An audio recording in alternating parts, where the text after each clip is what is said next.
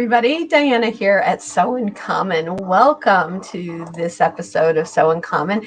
So glad to have you all joining me today. It's a Sunday, so I've got my big baggy sweatshirt on, and I thought it was a perfect day to sit down and do one of our Quilt with Me. And those of you know that series, it's Quilt with Me is quilting with machine embroidery, or piecing our quilt blocks in the hoop. And then later on down the series, we'll even talk some more about doing finishing quilting in the hoop as well, because I love it both.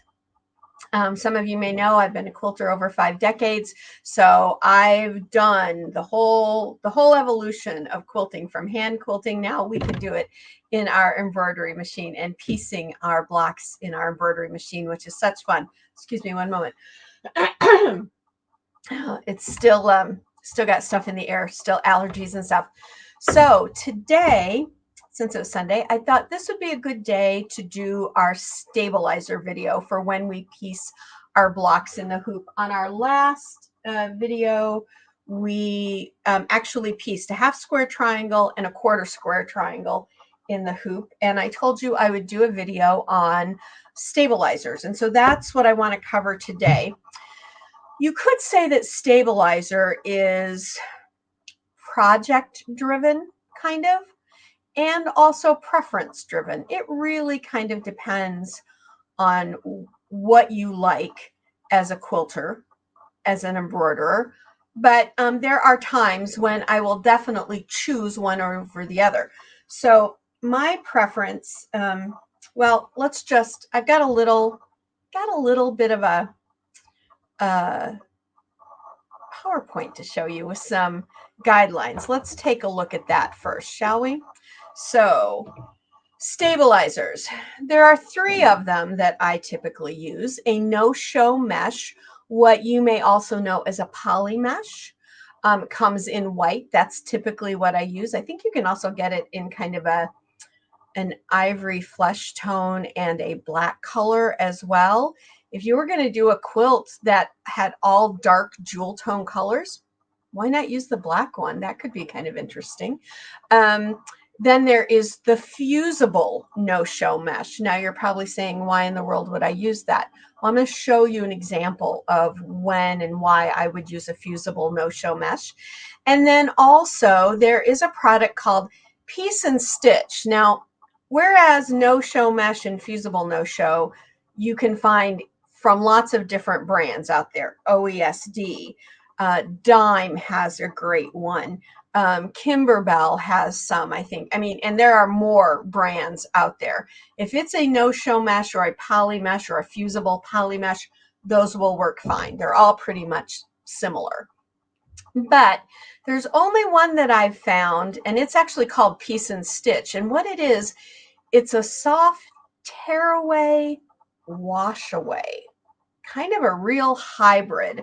I'm going to show you that one as well, and why that I think it's a good idea to use it. So let's take a look at some tips and tricks real quick. And as soon as we go through these, then we're going to go under the camera and I'm going to show you these. So tips and tricks. When you are stitching out your map onto your stabilizer and using a soft tearaway, turn off the bobbin and top thread sensors. I'm going to show you that here in a moment, so you'll see what I mean. Use a light dove gray thread for your piecing. You don't really need to use beautiful colors of thread. I typically use a dove gray, or I might use a light aqua, which I showed you in the last video. I can show you that again here in a moment. Or what I call, if you're from the South, you'll know what I mean when I say this. Use a haint blue. A haint blue is that really, like this is a haint blue. That aqua could be considered a haint blue. All those really beautiful sky blues, sky aquas, those are great not only for piecing, but for the finished quilting as well. Use a soft tearaway if you're going to do wall hanging quilts, and I'll tell you why. And I also threw this in just because I know people ask about it, and that's batting. I always use a low loft batting. I never use a lofty polyester batting in any of my quilting. Now, if that's what you have and you like using it, there's no rule that says you absolutely cannot, but I think you get a better quality quilt or project if you use a low loft. Now, a low loft can be cotton. It can be a cotton poly blend. That works fine because it's still a low loft. You can use a wool or a wool blend. There's even silks and bamboos and things out there, and those are much more expensive. But if I were going to be making like an heirloom quality wedding quilt or something like that, yeah, I would probably do a silk or a bamboo batting. But for my everyday projects, my everyday quilts, I typically do an 80-20 cotton poly blend. It works great. So now let's go back to our, whoops, there we go. Let's take that off. There we go. Great. So those are some tips, and I'll explain those in a little more detail when we go under the camera. Now, if you have not watched the first episode, which is Quilt with Me, Piecing in the Hoop Basics, you're going to want to watch that too, because that actually shows you the process of piecing a quilt block in the hoop. And I talk about a few more things, but I'll go ahead and show you those thread colors. So here, yeah, here's the dove gray. I know it's kind of hard to see it in this light, and I apologize, but we're still having a stinking heat wave here. I mean, it's bad. We're talking like in Illinois in June, it's already in the hundreds. And then the heat index, that's kind of unheard of. But this is a really light dove gray, perfect for piecing. I use it whether I'm doing embroidery piecing or if I'm doing machine piecing or even hand piecing. I love it. It's a great neutral color because it's great for colors that tend to be more blue or colors that tend to have more yellow in them, if you're like thinking about your color wheel. And then here is that really light sky aqua color, or like that really soft pool color, pool water color, you know what I mean? And so I know down south, they have that whole haint blue. If you want to know what a haint blue is and what it's used for in the South, you can look that up. It's a fun story. But I love those colors. They are my absolute favorites. I don't just paint my porch ceilings. That's part of the story. You can check that out online. But I paint walls in my house with this color. I mean, this color, this is like my whole world could be that color and I'd be cool with it.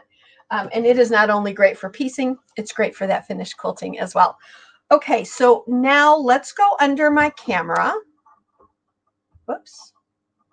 It helps if I share my screen.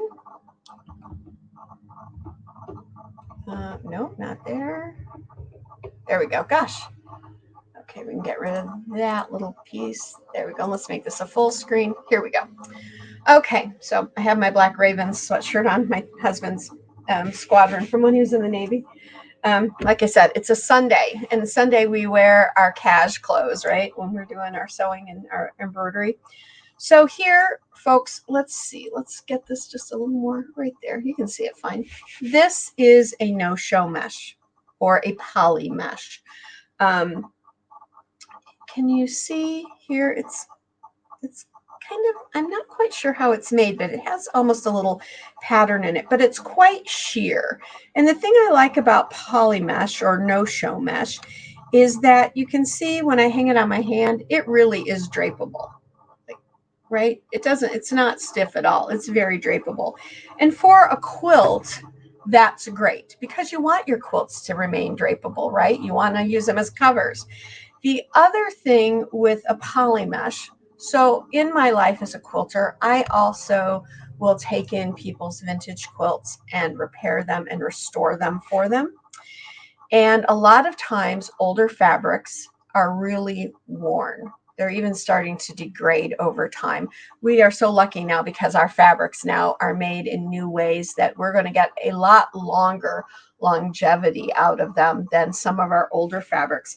But with those older fabrics, a lot of times I have to put a little bit of a lining underneath them. And I used to always use like a really soft, lightweight muslin. And that still works perfectly fine. But I tried this once on one where I used this poly mesh, this no-show mesh, and it kept the hand of the quilt still beautiful, soft, and supple, but it really added some strength to those old fabrics. So I actually use this in repairing and restoring old quilts. So I know if I put it in my bed quilts now, I kind of feel like I've given them a little extra boost in their longevity because they already have kind of that um, stabilizer that's in there to keep them nice and strong. And this stabilizer does stay in your quilt. Now, if you want to cut it out, you could, but there's really no reason to. When do I use polymesh or no-show mesh? Well, I use it for bed quilts because, again, it helps keep them stronger over time, especially if it's a quilt that's going to get a lot of use. Kids, living room quilts that everybody tends to grab and throw over themselves on movie night, that kind of thing, right? So bed quilts, living room quilts, I like to use it when I'm doing placemats, not necessarily table runners, but placemats, because our placemats get spilled on a lot and I end up throwing them in the washer and dryer a lot. So I use it in that. I'll be honest and tell you that polymesh is the stabilizer I use probably 95% of the time on my projects.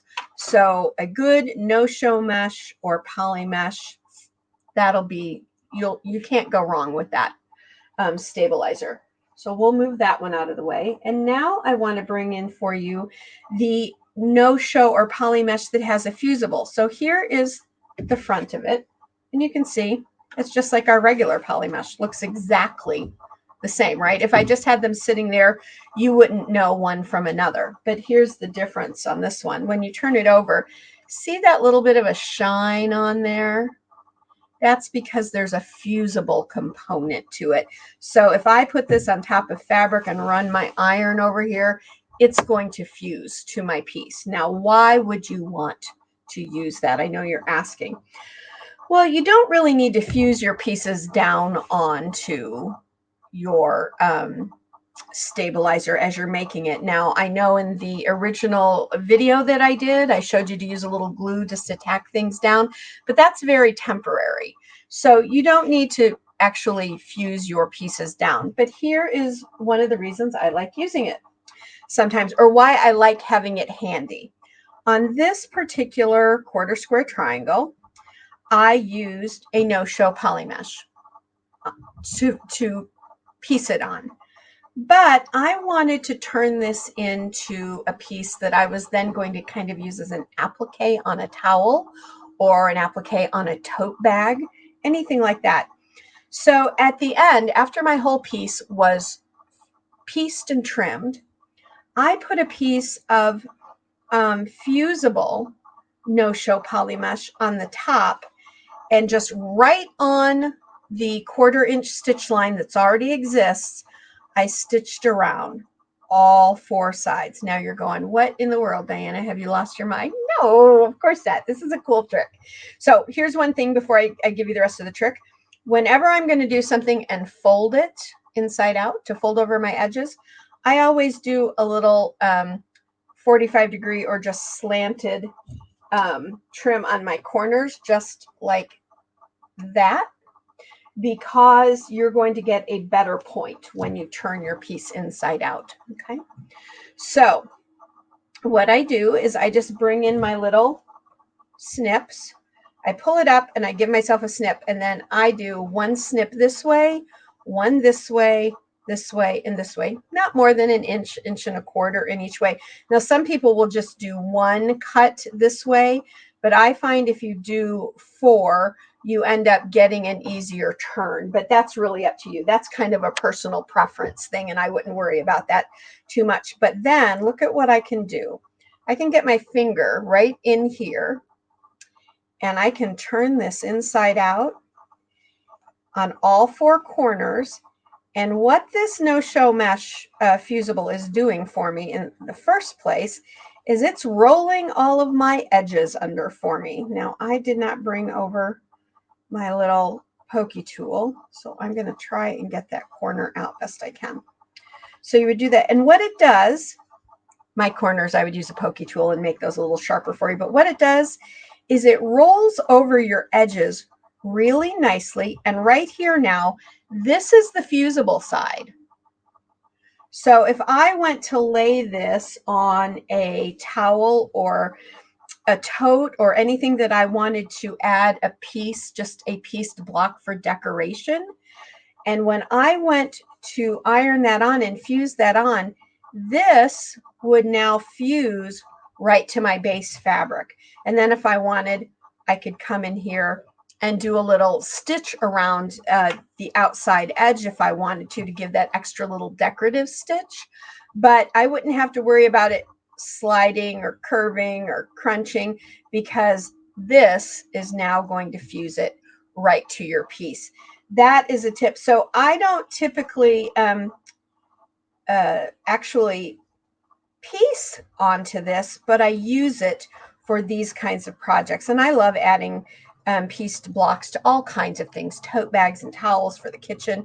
You all know me. You know that I'm crazy about doing kitchen tea towels. So it really is great for that kind of thing. And there I go. Okay. So that's the no-show fusible mesh. Now, the last one I told you was, it's called Piece and Stitch. And it's actually, I know it's a little hard to see here, there, that's maybe a little bit better. It's called Piece and Stitch, and it's by Dime, so Designs in Machine Embroidery. And you all know that I teach for them, so you know I'm not being paid to show you this, but this is a product that I have not found anywhere other than with Dime. And what it is, it's a real hybrid. It is a soft tearaway. It's much softer than our traditional tearaways. I guess I didn't. I meant to cut off another piece of this and I forgot. Let's just take my label off. Okay, so I'm just going to cut myself a little bit of this. So as I was saying, this is a real hybrid type stabilizer, because not only is it a really soft tearaway, much softer than what we use in our traditional embroidery, it also will wash away. So I know you're going, what? I don't get it. Well, I'm going to show you here in just a sec. So here is the stabilizer, and it feels kind of like any other tearaway, but look at how easily this tears and how clean it tears. I mean, that's quick and easy, right? So if you're a tearaway lover, you're going to love this. And here's the reason why. So before I show you the sample, why would you use it? If you are going to do a quilt that you are going to hang on the wall. So let's think about that. We've got a quilt, it's hanging up on the wall, and that quilt now is having weight against the gravity, right? Gravity is pulling that quilt down all the time. And so over time, that quilt is going to sag. Now, it's not going to sag this week or next month or next year, or maybe not even in a couple of years. But over time, that quilt can start to drag a little bit and hang funny. With this, you tear it all away, and then when you wash your quilt, any little bits left in are going to wash away as well. So when you go to hang this is like you've done it on a sewing machine or by hand. There's no stabilizer left in that quilt. So you're going to love that for those kinds of reasons. Now, let me show you here. I did a little sample here. So here I did a little square in a square, or on point square in a square.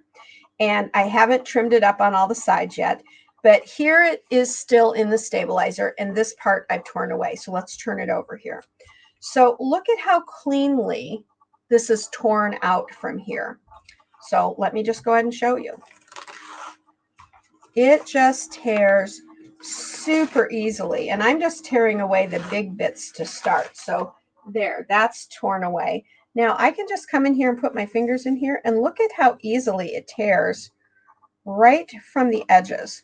And I'll be quite honest, I am not a fan of tearaway stabilizer. I don't like messing with it, but I don't mind using this one at all, because it really does tear away really cleanly and easily. And so I'm just tearing it away. And if I left any little pieces in here, when I wash that, it's going to wash away as well. So I can do it here in my centerpiece. And I just take my tweezers to get under it to get me started. And then Look at how simple and easily that is tearing away. And I wanted to show you that because I didn't want you just to take my word for it. And like I said, I am not a big fan of tearaway, but I don't mind that at all. Look at how nice and, I know it's a little, let's get that out of the way. There we go. Look at how nice and clean that is. Now, all of this little bits that's in here, that used to drive me absolutely crazy. I couldn't stand it. I didn't want it left in my projects. But with this piece and stitch, when I go to wash my project, all of that washes away now. The only piece I've left in here is that one. But look at how nice and clean that is for tearing away. So again, with the piece and stitch, the soft tearaway, now there could be other soft tearaways out there, but I don't know of any other soft tearaways that are also washaways. I've never heard of any, but I could be wrong. So, you know, if I'm wrong, I'll own up to that. But that's the only one I know. And that's why I've named that one specifically from Dime, because that's the only one I know how to get. If you know of others, leave a comment in the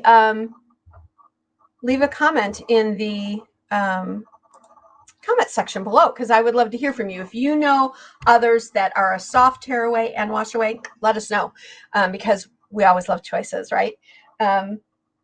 So for wall quilts, I think the piece and stitch is perfect because of that idea that you're not going to have any stabilizer in there weighing your quilt down as it hangs.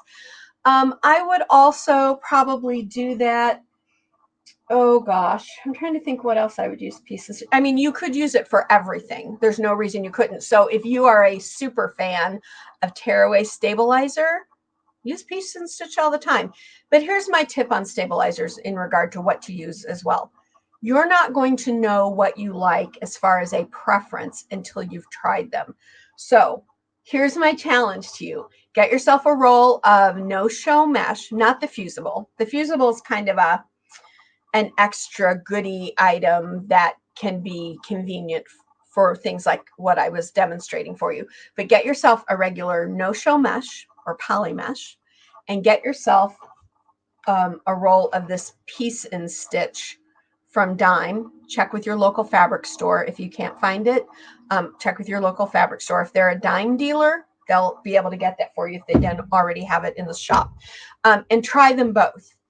I keep them both because I use them both. But you might find that one over the other is your preference. Like for me, the no-show mesh, I have 6 or 7 rolls of it always because I use it so much, where I have like 2 of these. But when I need this, I want to have it available. And this is not an expensive stabilizer at all. I think it's under $15 a roll. So you'll have to check on that though. I'm not quoting prices. I'm just kind of thinking what I know from past. So that is stabilizers. Poly mesh or no-show mesh, a fusible no-show mesh for those extra little items like I was showing you, and this piece and stitch or a soft tearaway wash away. Both of those. It's a real hybrid, that one. So I hope that answered some questions for you today on stabilizers. And we did say batting. We talked about batting for a moment. If you have any questions, pop them in the comments below, or visit my website and you can leave me a message there or ask your question. And my email is there as well, so you can do that too. And I look forward to seeing you all next time. I hope you all are trying the piecing in the hoop, because it really is the modern way to piece our quilts, I would say. It's the next generation of how to make a quilt. So we went hand, then we went machine. Now we can do it on our embroidery machines, and I hope you all love it. And I would love to see your pictures out there. So if you post a picture on your webpage or something like that, do a hashtag sew in common, and then when I go through to look for them, I'll see your pictures and then I can comment on them for you as well. So thank you all for joining me again. And like I tell you every time we get together, go sew life beautiful, because I know you all are artists. I know you all are creative, and I know you all make the world a better and a more beautiful place. Bye for now, everybody.